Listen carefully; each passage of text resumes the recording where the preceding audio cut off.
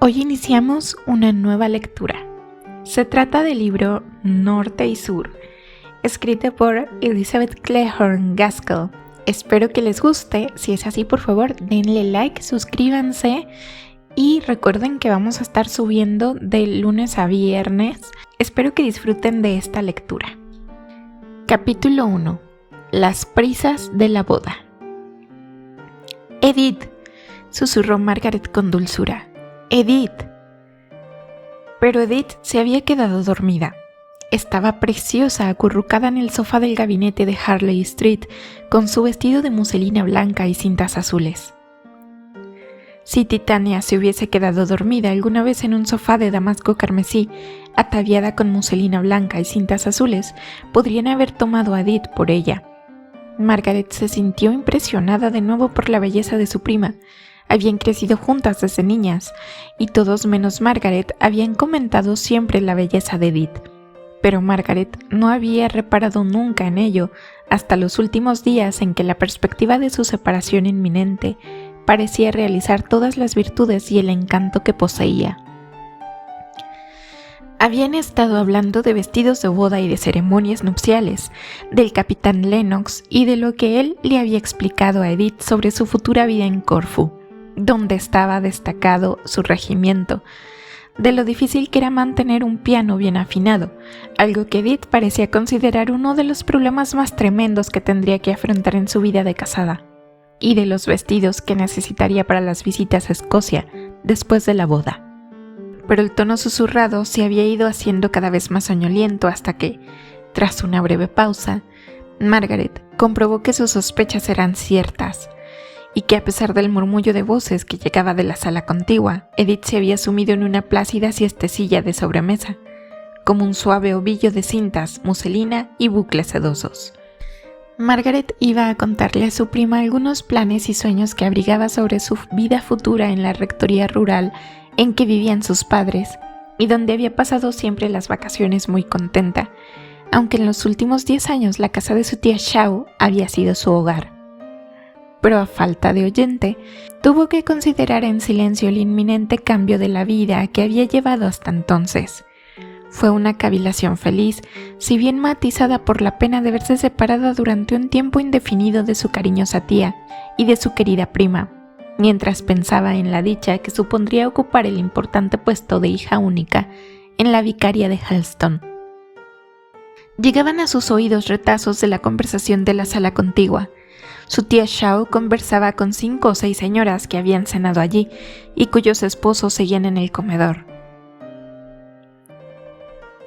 Eran los asiduos de la casa, vecinos a quienes la señora Shaw llamaba amigos, solo porque comía con ellos más a menudo que con otras personas y porque si Edith o ella necesitaban algo de ellos, o a la inversa, no tenían reparos en acudir a sus respectivas casas antes de la hora del almuerzo. Aquellas señoras y sus esposos habían sido invitados a la cena de despedida en su calidad de amigos en honor de la próxima boda de Edith. Esta había puesto bastantes objeciones al plan, pues esperaban al capitán Lennox, que llegaría aquella misma tarde en un tren de última hora. Pero aunque era una niña mimada, era demasiado despreocupada y negligente para tener una voluntad propia, muy fuerte, y se dio en cuanto supo con certeza que su madre había encargado los exquisitos manjares de la temporada, que se supone que son siempre eficaces contra la pena desmedida en los banquetes de despedida. Se conformó recostándose en la silla, jugueteando con la comida de su plato y mostrándose seria y distraída, mientras todos los que la rodeaban y disfrutaban con las ocurrencias del señor Grey. El caballero se ocupaba siempre de la cabecera de la mesa, en las cenas de la señora Shaw, y que pidió a Edith que los obsequiara con un poco de música en la sala. El señor Grey estuvo especialmente simpático en aquella cena de despedida, y los caballeros permanecieron en el comedor más tiempo del habitual, y había estado bien que lo hicieran así, a juzgar por los fragmentos de conversación que le llegaban a Margaret. Yo sufrí demasiado, y no es que no fuera muy feliz con el pobre y querido general, pero aún así la diferencia de edad es un inconveniente que yo estaba decidida a que Edith no tuviera que soportar. Claro que ya preveía yo que mi preciosa hijita se casaría pronto, y no es pasión de madre. De hecho, había dicho muchas veces que estaba segura de que se casaría antes de cumplir los 19 años. Tuve un sentimiento muy profético cuando el capitán Lennox, y aquí la voz se le convirtió en un susurro inaudible, aunque Margaret pudo llenar el vacío sin problema. El curso del verdadero amor de Edith había sido sumamente fácil. La señora Shaw había cedido al presentimiento, como decía ella, y en realidad había alentado la boda, aunque quedaba por debajo de las expectativas que muchos conocidos de Edith habían imaginado para ella. Una heredera joven y hermosa, pero la señora Shaw alegó que su hija única se casaría por amor, y suspiró profundamente como si el amor no hubiese sido el motivo de que ella se hubiera casado con el general. La señora Shaw disfrutaba del romanticismo del presente compromiso bastante más que su hija, y no es que Edith no estuviera profunda y absolutamente enamorada, aunque sin duda habría preferido una buena casa en Belgravia a todo el pintoresquismo de la vida en Corfú que describía el capitán Lennox. Edith simulaba temblar o estremecerse ante los mismos detalles que entusiasmaban a Margaret mientras se escuchaba, en parte por el placer que le procuraba que su tierno enamorado la disuadiera de sus aflicciones, y en parte porque todo lo relativo a una vida provisional o errante le resultaba verdaderamente desagradable. Pero si hubiese aparecido a alguien con una mansión espléndida, un gran patrimonio y un buen título por añadidura, Edith se habría aferrado al capitán Lennox mientras la tentación durara, y es posible que cuando pasara hubiera tenido pequeñas dudas de mal disimulado arrepentimiento, porque el capitán Lennox no aunara en su persona todo lo deseable. En eso se parecía a su madre, que, después de casarse a sabiendas con el general Shaw sin ningún sentimiento más cálido que el respeto a su carácter y su posición, no había dejado de lamentar nunca, aunque discretamente, la mala suerte de verse unida a alguien a quien no podía amar. No he escatimado gastos en su ajuar, fueron las palabras que oyó Margaret a continuación. Tiene todos los chales y pañuelos indios preciosos que me regaló el general y que yo no volveré a usar. Es muy afortunada, repuso otra voz que Margaret reconoció. Era la señora Gibson, una dama que se interesaba mucho más en la conversación porque una de sus hijas se había casado hacía pocas semanas. Helen tenía toda su ilusión puesta en un chal indio, pero la verdad es que cuando averigué el precio exagerado que pedían por él, me vi obligada a negárselo. Se morirá de envidia cuando sepa que Edith tiene chales indios. ¿De qué clase son? ¿De Delhi? ¿Con esas preciosas orlas? Margaret oyó de nuevo a su tía, pero esta vez como si se hubiera incorporado de su posición, medio recostada, y miraba hacia el gabinete, donde la luz era más tenue. «Edith, Edith», gritó, y se recostó como si estuviera agotada por el esfuerzo. Acudió Margaret. «Edith se ha dormido, tía Shaw. ¿Puedo hacer algo yo?» «Pobrecita», exclamaron las damas al unísono, al oír aquella triste información sobre Edith, y la perrilla faldera de la señora Shaw empezó a ladrar en sus brazos como si la explosión de piedad la hubiera agitado. «Cállate, Tini, niña mala, vas a despertar a tu dueña. Solo quería pedir a Edith que le dijera a la señora Newton que baje los chales. ¿Lo harás tú, Margaret, cariño?» Margaret subió a la antigua habitación de las niñas, en la penúltima planta de la casa, donde Newton estaba ocupada preparando algunos encajes que hacían falta para la boda, mientras ella iba a sacar los chales, no sin refunfuñar entre dientes, que ya se habían enseñado 3 o 4 veces aquel día. Margaret miró a su alrededor. Aquella era la primera habitación de la casa que había conocido hacía 9 años cuando la llevaron, recién salida del bosque, a compartir el hogar, los juegos y las clases de su prima Edith. Recordaba el aspecto oscuro y lúgubre de la habitación presidida por una niñera austera y ceremoniosa, que estaba obsesionada con las manos limpias y los vestidos rotos. Recordó la primera cena allí arriba, mientras su padre y su tía cenaban en algún sitio al que se llegaba bajando un número de escaleras infinito, pues, a no ser que ella estuviera en el cielo, había pensado la niña, ellos tenían que estar en el fondo de las entrañas de la tierra. En casa, antes de que fuera a vivir a Harley Street, el vestidor de su madre era también su cuarto, y como en la rectoría rural se recogían temprano, Margaret siempre cenaba con sus padres. Ay, qué bien recordaba la joven de 18 años, alta y majestuosa, las lágrimas que había derramado acongojada la niñita de 9, aquella primera noche con la cara oculta bajo las sábanas.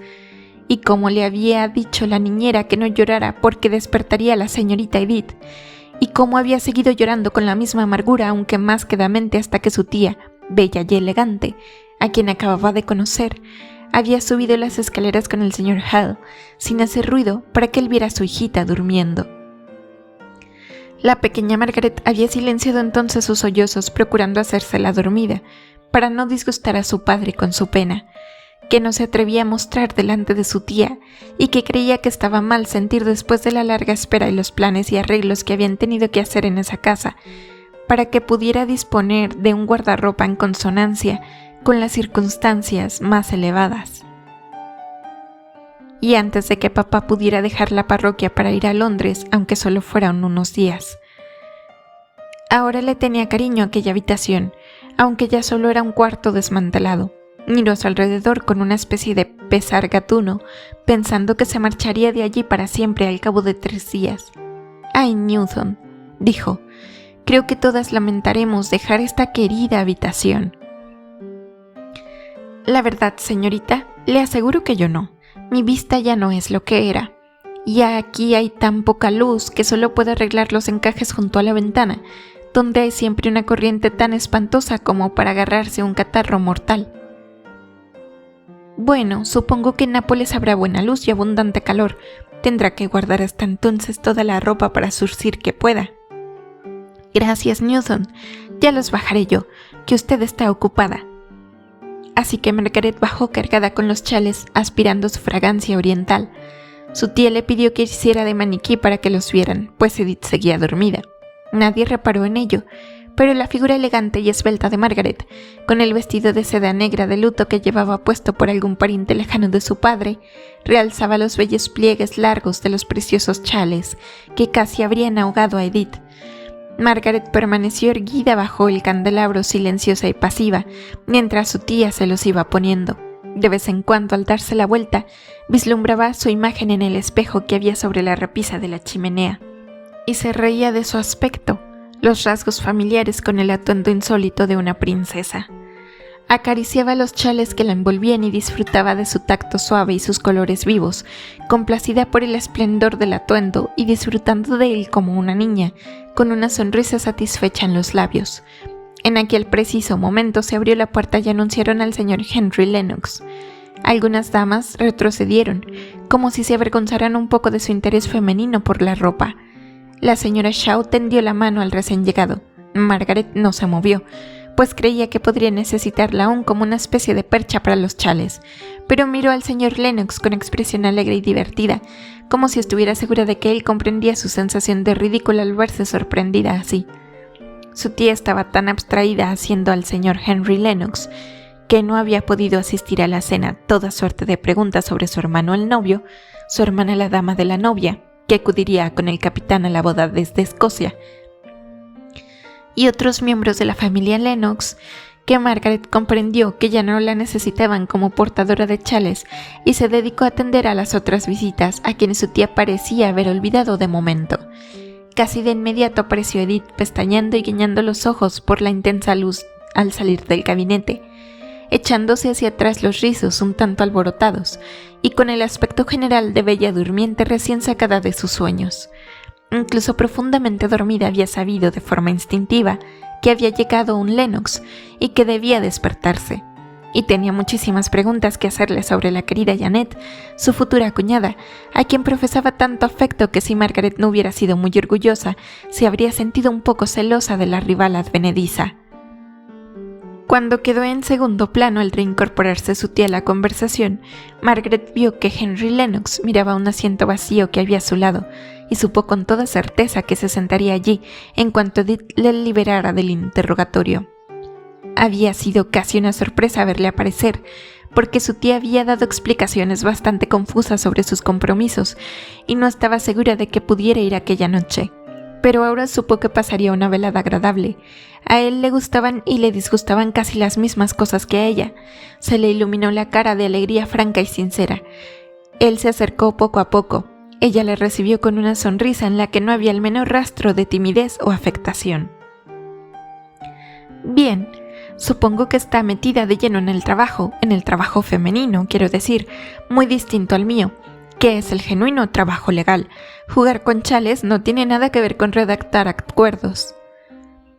Vaya, ya sabía yo que le divertiría encontrarnos tan ocupadas admirando las prendas delicadas, pero lo cierto es que los chales indios son prendas perfectísimas de su género. No me cabe ninguna duda, sus precios también son perfectos como corresponde. Los caballeros fueron llegando de uno en uno y se intensificó el tono del murmullo y el ruido. Esta es la última cena, ¿no? ¿No habrá más antes del jueves? No, creo que después de esta noche podremos descansar, que estoy segura de que es algo que no he hecho durante semanas. Al menos ese tipo de descanso en que las manos no tienen más que hacer y se han realizado ya todos los preparativos previstos para un acontecimiento que ha de ocupar la mente y el corazón de una. Me alegrará tener tiempo para pensar, y estoy segura de que Edith también. Yo no estoy seguro en cuanto a ella, pero imagino que usted lo hará. Siempre que la he visto últimamente se había dejado arrastrar por la vorágine de alguna otra persona. Sí, repuso Margaret con cierta tristeza, recordando la interminable conmoción de nimiedades que había durado más de un mes. Me pregunto si una boda ha de ir precedida siempre por lo que usted llama vorágine, o si en algunos casos podría haber antes un periodo de calma y tranquilidad. Que se encargará de ajuar el banquete nupcial y las invitaciones el hada madrina de Cenicienta, por ejemplo, dijo el señor Lennox riéndose. ¿Pero es necesario plantearse tantos problemas?, preguntó Margaret mirándole directamente en la espera de una respuesta. Justo en aquel momento la oprimió una sensación de indescriptible hastío por tantos preparativos para que todo tuviera buen aspecto, en los que Edith había estado ocupada como autoridad suprema durante las últimas 6 semanas. Necesitaba verdaderamente que alguien la ayudara con algunas ideas agradables y tranquilas relacionadas con una boda. Pues claro que lo es, repuso él adoptando ahora un tono circunspecto. Hay que atenerse a protocolos y ceremonias, no tanto por propia satisfacción como para cerrar la boca a los demás, sin lo cual habría muy poca dicha en esta vida. Pero dígame, ¿cómo organizaría usted una boda? Bueno, nunca he pensado mucho en ello.